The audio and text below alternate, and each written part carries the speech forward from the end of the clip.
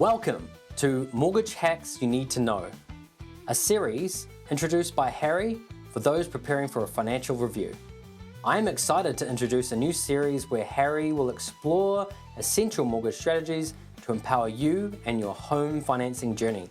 Today we'll get to know Harry, your host for the series, and take a high-level look at what we'll be covering. I'm thrilled to have Harry, a seasoned financial advisor, here to answer the question, who is this series really for? Whether you're a first home buyer or a seasoned investor, get ready to unlock valuable mortgage hacks that can transform your financial future. Let's dive into it. So, Harry, why would someone listen to you, and who is the type of person that would benefit from this series? Simon, I'm a licensed financial advisor with years of experience. Bought my first property at 23 and employ the house hacking strategy, revolving credit strategy, and love to see clients also using these kind of methods to sharpen the mortgage and pay things off a bit faster. This series is for clients who are preparing for a review, but also for anyone who's questioning if their mortgage is really structured as best as possible. Great, that's super clear. Let's start with a little bit of ideas that you're going to be covering and exploring. First up, interest only, right? Is this, something that no one should use and veer away from, or who's it for, really? Interest only has a variety of applications. Primarily, we like to see it utilized from clients with a family home and one or two or three investment properties. We don't really see the need to pay down investment debt so long as you do have a mortgage on your own occupied. The reason for that is the debt against those properties is a deductible expense against the rental income, whereas the debt against your home is not. So which one would you prefer to redirect your cash flow into? Yeah, that's a really good point, and it's something that I know you've provided a lot of clarity to our clients. So tell me about the thing that we've just come out of. Out of December, we had this massive promotion, and that promotion was the 1.5% cashback promotion. What did that do to the business and your schedule? And what are some of the common things that clients should expect from cashback moving forward? Is it 1.5 the new norm? 1.5, I don't believe is the new norm, but the number exacerbated something that is readily on offer, but not usually a headline.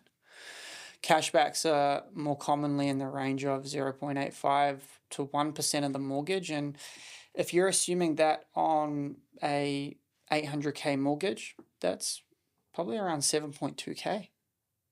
The banks, they can lock you in for 3 years with that, but you're always able to negotiate, move around, and if your existing bank isn't coming to the party to shake hands, then another lender might.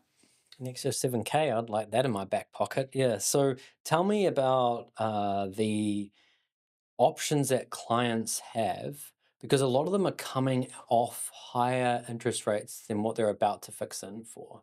If they're in a position where they're doing that, what are some of the advantages that they can take? Yeah, great question. And it is going to be more common in this season of low interest rates than ever before. Recently, Simon, I actually had a client who had a mortgage of around 750K. Now, that whole mortgage was coming off from 7% onto 4.5%.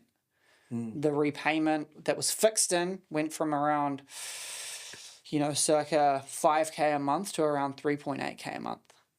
If they kept their repayment the same, they would actually pay their mortgage off 12 years faster. Wow. And in that 12 years, save around 630K of interest. Right? That's a lot going to the bank that Exactly. you get to now have in your back pocket. If someone's going to consider refinancing, what are some of the little add-ons that you can make it juicier apart from just the cash back? Yeah, definitely.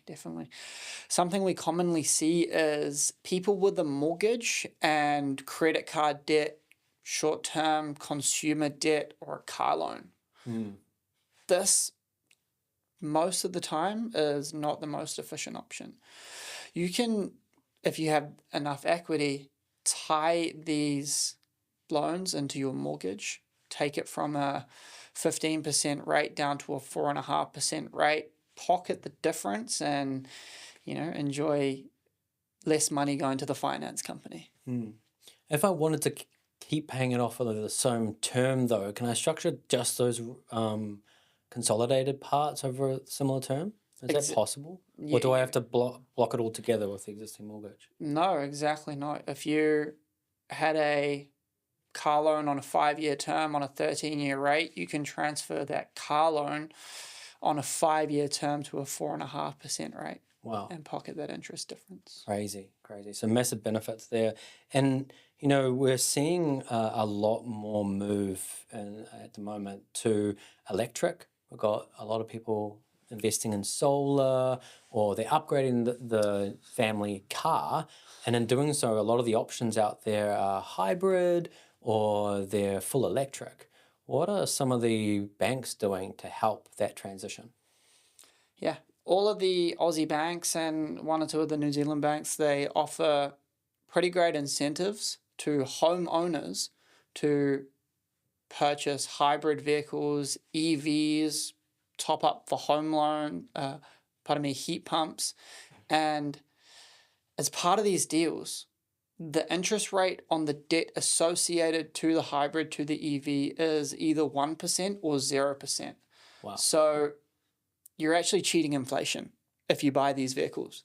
It doesn't make sense to use cash to buy it if you have debt on offer at 1% or 0%. I guess we just want to hope that the government doesn't, up the taxes on these things and clip the ticket along the way. But no, that sounds like a massive benefit from a financing perspective. Now, I know later in part of the series it's going to get really juicy and interesting, and you're going to go into a little bit more depth about the things that I'm really passionate about. I did this when I was young, and at the beginning of this introduction, you spoke about you doing house hacking. Now, I know a lot of people are going to be interested in doing the same thing. Are you going to go deep into this and show people examples and how to go about it? Absolutely. In my opinion, and looking at the numbers technically, if you own a house and you're not renovating it, utilizing it for future development potential, or renting out rooms, it's more of a liability than an asset. If you're cash flowing your property, you're renting out rooms, then you're creating a passive income. This is going to make your mortgage cost effectively zero if you do it efficiently enough. It may turn into a bit of a Hotel California situation with people coming in and out the door, but listen, I think it's awesome. I've rented out my living room and have my desk in the corner of the garage.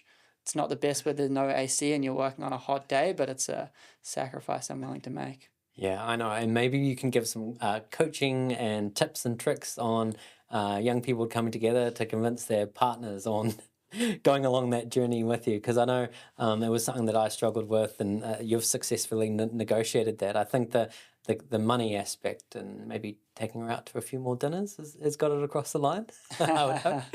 Now, I appreciate you introducing this, and it's given a lot of thought to our listeners, I hope.